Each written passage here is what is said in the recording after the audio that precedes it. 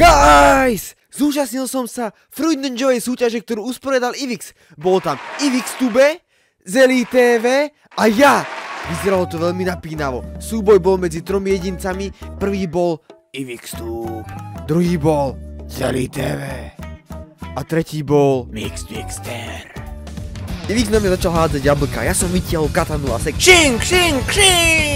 Keď ich spočítal, tak zistil, že sme nehádzali rovnaký počet jablk pre všetkých. Takže Zelí mal vlastne 10 jablk, ja som mal 8 jablk a Ivix mal 6 jablk.